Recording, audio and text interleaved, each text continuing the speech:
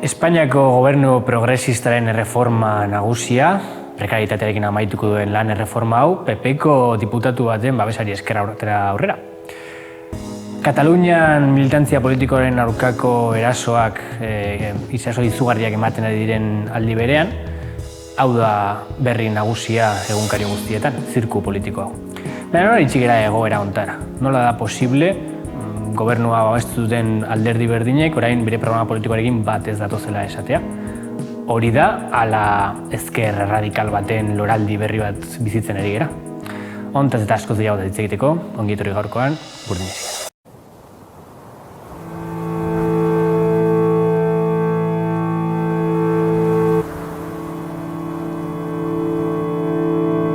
Europa está en guerra. Europa está en guerra. Estamos en guerra. Quien quiera paz, se prepare para la guerra. We must act like any wartime. Nous sommes en guerre.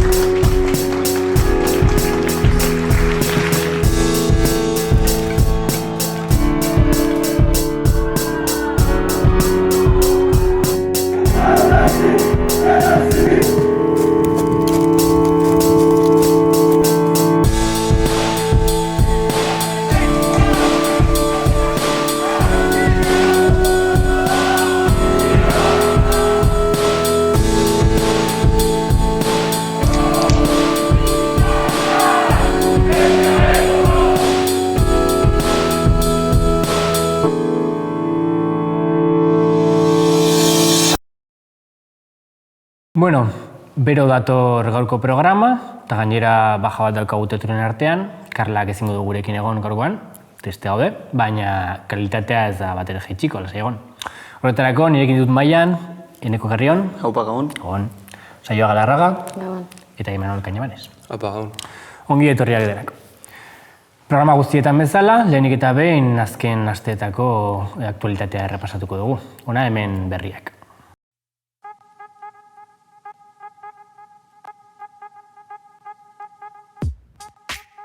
Gasteizko Txosna batzordeak beto politikoa jarri die GKS-ri eta Etxebizitza sindikatuari. Arrazoi ideologiko eta politikoak arrazoitu ditu Gasteizko Txosna batzordeak beto politikoa ezartzeko. Osakidetzako langileek mahai sektoriala utziko dutela jakinarazi dute. Hain zuzen ere, salatu dute Jaurlaritzak eta Osakidetzak baino ez dutela erabakitzen zer eztabaidatu daitekeen. Era berean, sindikatuek bi greba egun deitu dituzte otsailaren 25ean lehen arretan egingo dute lanuztea eta 28ean Osakidetza osoan. Gainezka egin du osasun mentalerako Euskal Sareak. 30 urte azpiko gazteek eragin dute sistemaren gainartzea. Azken urtean 150 hasi dira arrazoi psikologikoengatiko artatzeak. Otsailaren 19ean ere bidezari berriaren aurka mobilizatzera deitu du Goierriko Kontseilu Sozialistak. Beasainen izango da manifestazioa peajerik ez bizitzaren garestitzea gelditu aldarripean. Urtarrilaren 18ean sartu zen indarrean Beasain eta Bergara arteko bidezari berria. Aurtengo martxoaren 8ean ere mobilizatzera deitu du Itaiak. Aurten 24 herritan antolatu dituzte mobilizazioak Itaiako kideek. Emakume langileok askatzeko sozialismoa eraiki lelopean. Gutxieneko soldata 35 euro igotzea proposatu du Espainiako gobernuak. Gobernuak lanbide arteko soldata 1000 eurokoa izatea eskaini die Comisiones Obreras eta UGT sindikatuei, baita COE eta CEPIME patronalei ere.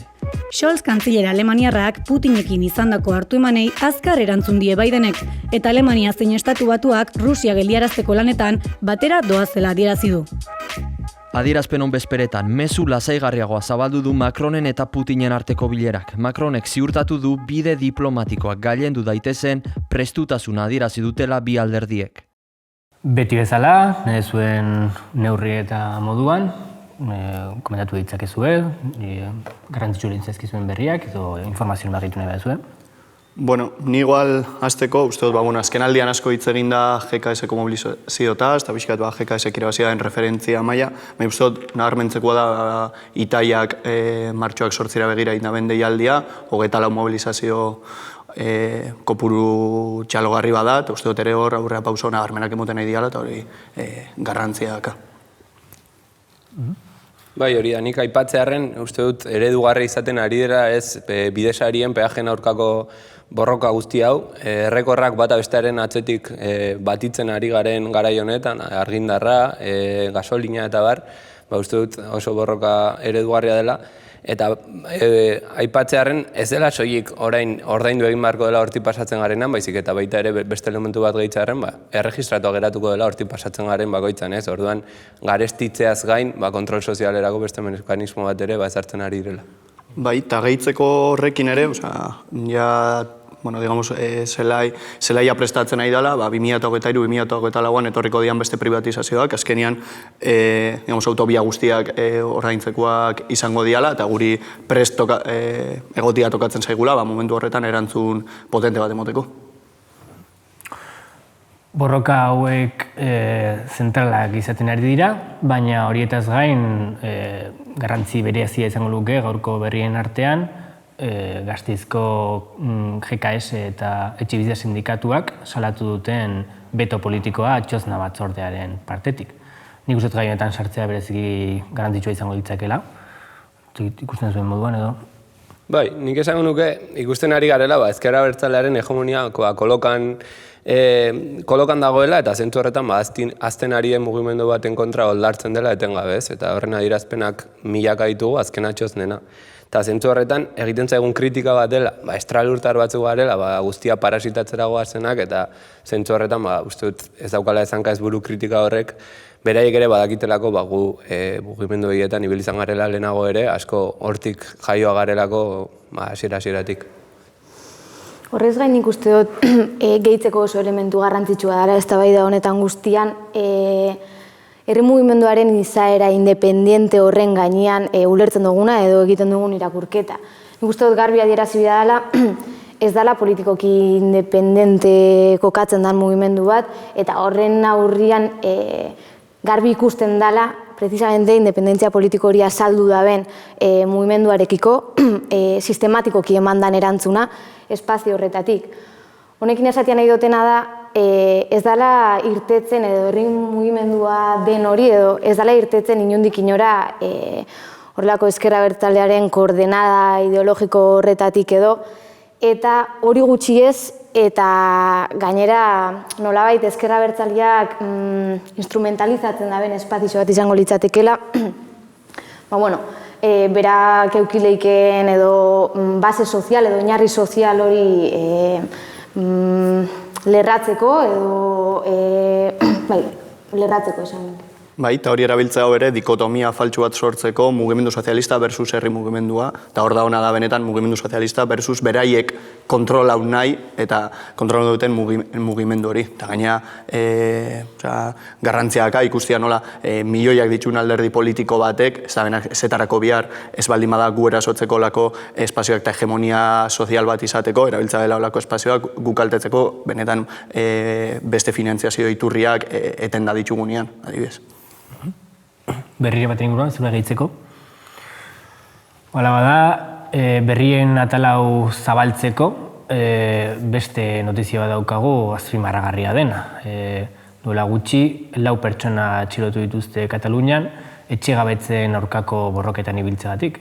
Sarrean esan bezala, militantzia politikoan aurkako beste eraso bat dau, hain zuzen ere ez da holako atxiloketak ematen lehen aldia, eta orokorrean ez da ere militantzia politikoa erosatzen dena garai hauetan bereziki. Beraz, gai honi helduko diogu. 2021ko maiatzean Bartzelonako Poblasek auzoan etxegabetze bat geratza egotzita 4 lagun atxilotu dituzten Mossoek. Atxilotuei blok labor eraikinaren etxegabetzearen aurka ari zirela, kalteak, agintaritza agenteen aurkako atentatua, erresistentzia, desobedientzia eta derrigortze delituak egitea egotzi dizkiete. Etxegabetze horretan, 200 lagun baino gehiagok egin zuten aurka eta hainbat polizia karga izan ziren. Blok Labor eraikina inbertsio funts baten jabetza eraikina da. 2017ko udan egoera zaurgarrian zeuden 6 familiak okupatu zuten Poblasekeko etxebizitza sindikatuaren babesarekin. Bartzelonako etxebizitzaren aldeko mugimenduaren ikurretako bat izan zen. Sona izan zuen haren deskabetzeak ere, izan ere zigor administratiboak ezarri bazizkieten erresistentzian aritu zirenetako 60 aktivistari arrabasa politikoa ekarri zuen etxegabetzeak. KUP eta RC alderdien arteko talka eragin zuen, Pera Aragones presidentearen izendapenaren biharamunetan. Operazio polizialak euren arteko akordioa hautsi zuelakoan hainbat lagunek ERC alderdiaren egoitzetako bat okupatu zuten. Are eta gehiago, azken atxiloketa hauek direla eta KUP alderdiak ERC-rekin zuen hitzorduetara joateari uko egin dio, ariketa etxebizitza eskubidea bermatzen den arte. Azken gertaera horiek ez dira auziaren adierazle behinenak baizik, izan ere etxebizitzaren aldeko mugimenduak 200.000 euro baino gehiagoko zigorra jaso du isunetan azken 2 urteetan. Hori dela eta Generalitataren jazarpena salatu dute. 2019-tik 364 isun jaso dituzte auzo sindikatu eta etxebizitza mugimendu desberdinek Moza legearen aterkipean. Horietatik 351 zuzenean daude lotuta etxegabetzeen aurkako protestekin. Katalunian, egunean, 40 etxegabetze egiten ditu Generalitatak bataz beste. Esan bezala, gai honen garrantzia kontuan hartuta, honen inguruko iruzkin politikoak edo dena delakoak gitu nahi dituzuen. Aukera zuen. Nik uste dut hor, zuk ondo aipatu bezala, lehenengo eta behin adierazi beharrekoa edo mahai gainean jartzekoa eraso politiko bat dala. Da, izan be, errepresioak dauzkan forma desberdinen artean, errepresio ekonomikoak daukan garrantzia, eta batez be militantzia politikoa itotzerako orduan, edo militantzia politikoaren blokeo mekanismo gisa, mahai gaineratzen da beste adibide bat da, adibide garbi bat da, eta beraz, aipatu dugun bezala eta dagoeneko esan duten bezala, eraso politiko ageriko bat.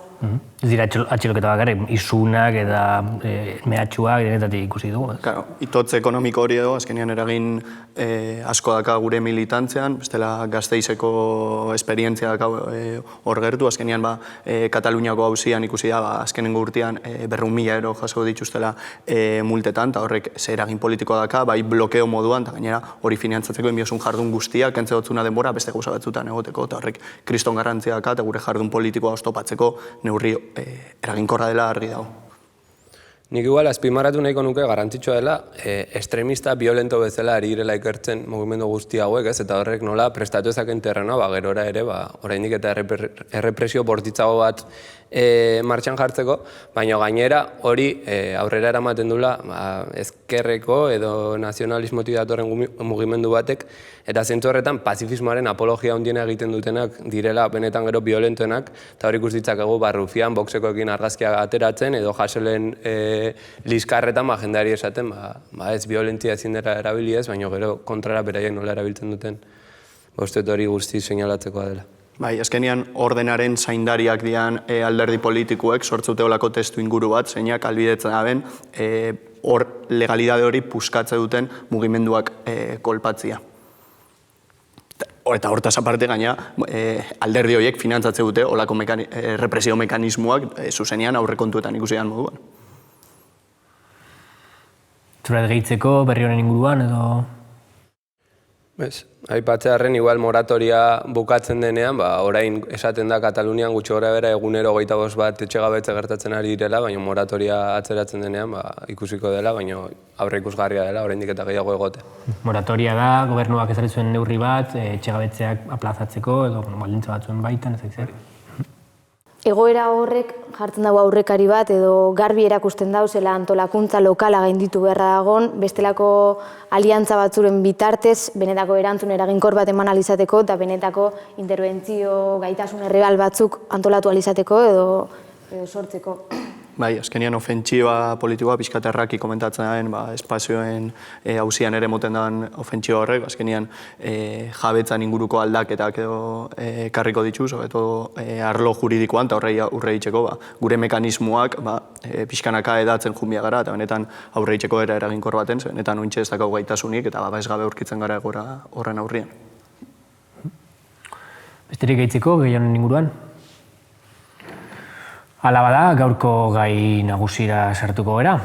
Lan erreforma, honek zeresana handia eman du azken egunetan. Gertatutakoa pixka bat errepasatzearen, zirko guzti honen erdian. Gobernuak lan erreforma proposamen bat eraman du parlamentura, eta bertan, bozka bakarreko diferentziagatik aurrera atera izan da. Are gehiago, bozkaketa horretan egon diren irregulartasuengatik. Asko hitz egin da UPN-eko transfugismo politikoaz, hitz egin da boto telematikoaren inguruko akatsetaz edo akats humanoetaz, eta gai guzti hauek erdigunean egon dira egunkari guztietan, telebistako programa guztietan, baina, sorpresa bat iruditu dezakeen arren, gutxi hitz egin da, edo relativamente gutxi hitz egin da, erreformaren edukiaz edo erreformaren motivazio politikoa esan dezakegu, ez? Izan ere, sarreran esan bezala, erreforma nagusia izateko edo ambizio handiena zekarren erreforma izateko asko kuestionatua ea benetan aldaketa ekartzen dituen, eta bestetik bere babesak, konservadoreak izan dira, ez? Gehien bat. Beraz, gai deixente ditugu ikutzeko, era ahalik eta ordenatuenean, sartuko gara, lan erreforma honetan. Iskanbila sortu du Espainiako koalizio gobernuak, Ciudadanos eta zenbait alderdi autonomikorekin aurrera atera duen lan erreformak. Ez ordea, lan erreformak berak oinarrian dakartzan aldaketek edo ageriko aldaketek jakin-mina sortu dutelako.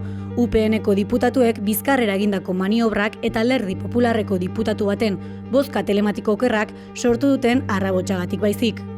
Zer dago ordea lege dekretu horren atzean? Labur esan daiteke behintzat ez duela lortu behin-behinekotasunarekin amaitzerik, ez da kaleratzen auziari aurre egiterik ere. Asko dira aurrekoaren jarraipena baino ez dela aitortu duten ahotsak, eta datuek ere hori diote. Behin-behineko kontratuetan, obra eta zerbitzuegatiko kontratuak desagertu egin dira. Badira ordea oraindik behin-behineko kontratuak ahalbidetuko dituzten egoera, koroar, langile bat ordezkatzeko denean, edo ekoizpen beharrak handitu diren epeetan aurre ikusi dira. Baita, formakuntza kontratuetarako eta beste zenbait sektoretan kanpaina zehatzetarako ere. Lan erreformaren beste aldaketa nagusietako bat, erteen arautze iraunkorra da. Enpresek behin-behinean langileen lan jarduna murriztu ahalko dute, baita aldi baterako kontratuak bertan behera utzi ere, antolakuntza arazoak edo ekoizpen arazoak badaude, baita arrazoi ekonomiko edo teknikoengatik ere. Red mekanismoa da lan erreforma berriaren beste titularra. Ministroen kontseiluak eskura izango duen tresna da lanaldiak murriztu edo bertan behera uzteko. Halako egoeretan langileek soldataren oinarriaren 60% baino ez dute jasoko. Azkenik, eztabaida piztu duen beste puntua lan hitzarmenena izan da. Hitzarmen kolektiboa aplikatuko da hitzarmen sektorialik ez dagoenetan. Sektoreko hitzarmena enpresaren hitzarmenari gailenduko zaio soldata arloan, baita azpikontratazioetan ere. Hain zuzen ere, horrek hitzarmen autonomikoetan izan dezaken eraginak larritu ditu gobernua babestu zuten alderdiak eta gainerako sindikatuak. Gauzak horrela, alderdi popularraren lan erreforma bertan behera uzteko bandera astindu zuen gobernuak lan baldintzen hobekuntzaren goraipatzea baino ez dakar orain berarekin. Gai honetan sartzeko, ikutu beharreko lehenengo puntua edukia bera da. Ze eduki dauka erreforma honek eta ze aldaketa ekartzen ditu benetan. Azkenean eztabaida politikoa hortan zentratu behar da edo zentratu beharko litzake, ez? Publikoan bertan, duela gutxi egon da Joaquín Pérez Rey, idazkari bat gobernukoa. Esanez, trantsiziotik 50 lan erreforma inguru egin direla, eta hau dela bakarra aurrekoak ez bezala aurrerapen bat edo progresio bat suposatzen duena. Bere 51 horrietan denak direla hobekuntza neurriak edo denak direla langile klasearentzako baldintzen hobekuntzak. Zerbait minimamente arraroa kontuan hartuta bizitzaren garestitze eta bizi baldintzen okertze testuinguruan bizi geran. Baina edozein kasutan gobernuak gehien bat erabili duen argudio hau izan da. Zuk azalduko diozu, txantaje emozional moduko batean, zuk azalduko diozu langileari, transporteko langile edo garbikuntza sektoreko langile horri bere baldintzak ez direla hobetuko bozka eman ez diotelako lan erreforma honi. Horrela planteatu izan da askotan, ez? Eta honek nahasmena handia sortu du, kontuan izan da, patronal guztien babes absolutua lortu duen erreforma bat dela. Edozein kasutan ze eduki dauka, ez? Gehien bat aipatu diren, hobekuntza gisa aipatu diren neurriak, bereziki kontratu de obra y servizio ditukotako horren desagerpena egongo litzake, baina baita ere ultraaktibitatearen asko hitz egin da, hitzarmenen luzapen horretaz, erteen egonkortzea edo luzapen horretaz ere bai, eta negoziazioan eta sindikatuen funtzioetan eta halako beste aldaketa batzuk. Orduan, eduki konkretuan sartuta, hori izango litzake nik uste lehenengo galdera egin beharko genuen gure buruari. Hobekuntza bat da erreforma hau, ez, ze punturaino, zergatik? Bai, nik esango nuke hobekuntza baino egonkortze bat dela, ez? Eta PPek berak esaten du, 185ean beraien erreformaren berdina dela. Hala ere, uste dut, hasi baino lehen azpimarratu beharrekoa dela, ezin dugula erreforma bere horretan hartu eta boea bakarrik aztertu, edo askok egin duten bezala, beste erreforma batekin parez pare jarri eta konparatu, ez? Zentzu horretan, uste dut, importante dela, hau koiuntura orokorrago batean kokatzea, eta ulertze hau, krisi testuinguru batean, aurreko saioetan luze hitz egin dugu horretaz, krisi testuinguru batean kokatzen den erreforma batetaz, eta zentzu horretan, uste dut guztiz azpimarratzeko elementua dela, Bruselak guzti honetan jokatzen duen papera, ez? Eta Europar funtsekin batera jarri dituen baldintzak. Zentzu horretan ikusten ari gara erreforma hau lotua dagoela, baina baita ere eskutik handatu zela pentsioen erreforma eta bestelako erreforma batzuk. Beraz, hasteko eta behin esan nahiko nuke hori. Ez dela bere horretan ze horrek ero eraman gaitzake, konklusio politiko oso antzuak ateratzera zurrunegiak izateagatik. Nik bai uste dut, komentatu duzun bezala oso garrantzitsua dela fokua aipatutako puntu horretan jartzia, hau da, lan erreformak edo orain arteko lan erreformak nahikoa ez direla salatu duten edo azpimarratu duten horiek dira precisamente Europar funtsak onartu dituztenak eta azken hauek dira auziaren edo auzia baldintzatzen dutenak edo. Hau da, posible dan hori ez da mugatzen batzuen borondatera edo inkluso ez da mugatzen nola egiteko... Bai, alderdien arteko borroka edo kolore borroka batera, ez? Hori da. Baizik eta asko zaratago doan funtsen onarpen horrek jarritako testunguru batek... Europar funtsek reforma laboral hau mugatu edo baldintzatu dutela. Hori da. Bai, hori argi eta garbe, eta batzuk baieskua emon zotzen Europar funtsei, eta ointxe agertzen dira, olako haserre batian edo esto, lan erreforman aurka, bazekiten ian, ja hori aplikauko zala, eta hori onartuta zehola, olako antzespen ridikulo bat indutela, eta herritarrak engainatzeko inungo zentzuik ez dakan olako jokaldi politiko baten. Eta irakurketa orokorra da, ondo aprobetxau gabeko aukera bat galdu dugula bezala saltzia. Bai, agertzen da Arkaitz Rodríguez irratian esaten aukera galdua dala, esker soberanistak horre, Gabriel Rufián bestia iguala esaten, holako danak agertzen dira aukera galdu moduan, hori ja, aukera galdua lehendikan zegoenean, eta holako antzerki txar bat. Bai. Nik agian edukian propioki sartuz ez, behin da berri saldu dutena da, behin-behinekotasunarekin bukatzera datorren lan erreforma bat dela ez, eta zentzu horretan datu bat botatzaren lan asalariatuen edo soldatapekoen 26,1 dagoela behin-behineko kontratu horiekin ez, eta hori Bruselak ez du onartzen, eta gainera kanpoko kapitalen inbertsioetarako oso datu txarrak dira ez. Orduan ze planteatu dute, hori nolabait aldatzea, baina ikusten duguna da malgutasun hori bilatu dutela, estadistikoki estaltzeko behin-behinekotasun hori, baina funtsean benetan ez dela langabeziarekin amaitzen edo behin-behinekotasun horrekin bugatzen. Eta zentzu horretan, mugarri bat edo suposatu duena izan da, fijo diskontinuo delako hien kontratuen ezarpena, ez? Suposatzen da orain kontratu guztiak oinarrian direla behinbetikoak, eta orduan aprobetxatzen dutena da hori estadistikoki aldatzeko, baina funtsean benetan ez da inbeste aldatzen. Oso puntu interesgarria da, ze asko esan izan dute, Espainiako merkatu laboralaren ezaugarriak batzu direla, hau da, Espainiako kapitalek lehiakorrak izateko lanindar merke baten, edo soldata eskulan merke baten oinarritzen direla, eta malgutasun laboral handi batean, eta langabezia altu batean.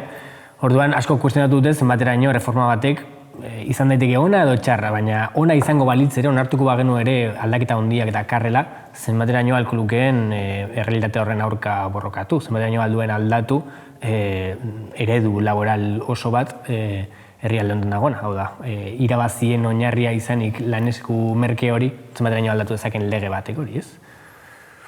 Hor, ere, digamos, neurri zehatzetan eta pixkat entre líneas esatean irakurtzen ere, agertu aldia, digamos, izkutuan egon daitezken elementu batzu, pixkate peluseko perspektiba baten edo gure egoera edo bintzat egoera laborala aldatzen jun aldianak, hor, adibidez, mekanismo horret delakua edo pixkat hortaz hitz egiten hasia da, batzuk aldera izan dutelako, mekanismo honek albidetza dela, estatuak enpresarien arriskua zurgatu eta biharrezkoa dian aldaketa produktibo horien atala estatuak kudeatzia, horrek eragingo zebana, pixkat batzuk alderatzen dute, 80. hamarkadan, errekonbertsio industriala izan zana, gaur egun ere emoten ari dana, pixkat horrek ekarriko da bera, azkenian langileen kaleratzia, aldaketa produktibo horietatik ere baldintzen kaskartzia, teknifikazioa eta gauza guzti horiek, orduan peluseko perspektiba baten txertatu bihadia eta zein beste justo lehen komendatu zuen boeko neurri zehatz horietan. Zakit neurri konkretu inguruan gehiago duzuen, bestela sarrodezkere aspektu politiko parlamentarioago batean.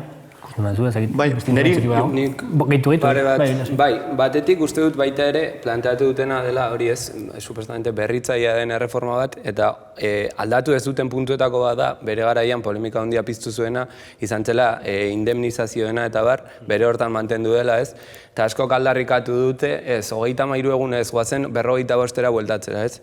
Eta zentzu hortan, aipamena egin nahiko nioke, gaur Karla ez dugu gurekin aipamen historikoa egiteko, baina importantea dela, adibidez, 76.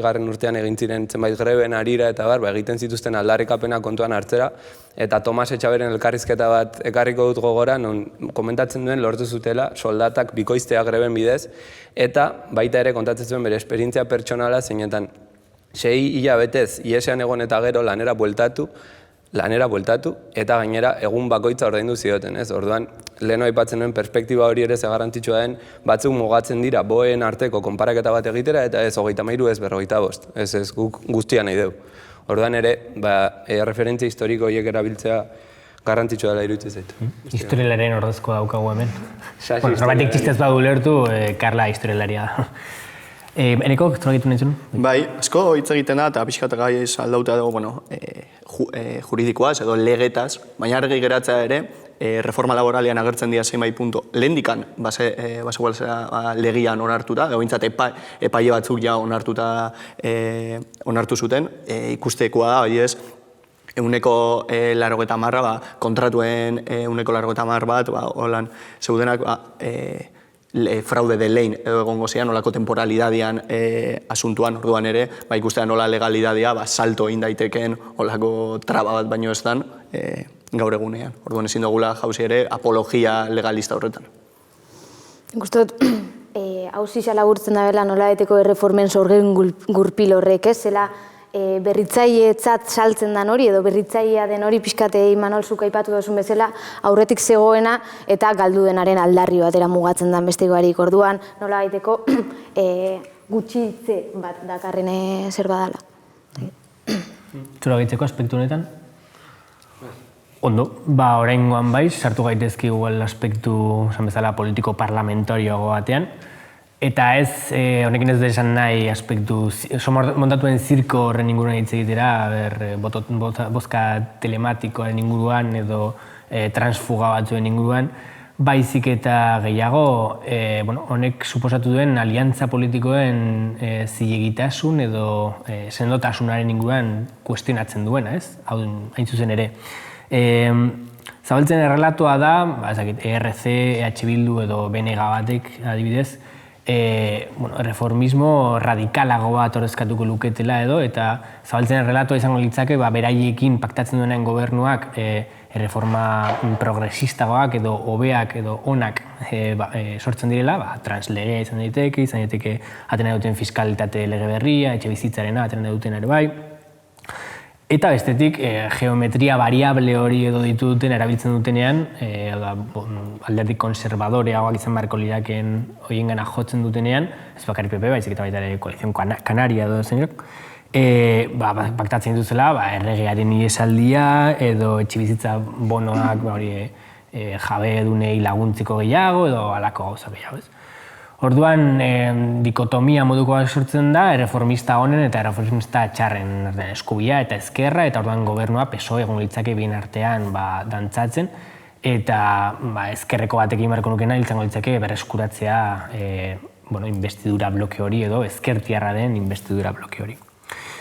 Baina, honek arazoak sortzen ditu, investidura bloke hori izan da entzun ere presupuestak aurrera atera dituna, gobernua bera aurrera atera duena, orduan binkulazio politiko hori ez da puntualki ematen lege batzuetarako. Bueno, eztabaida honekin iriko nuke, nahi zuen puntuak gehitu edo perspektibak eman, edo dantza politiko guztia nola ulertu dezakegun pixka bat.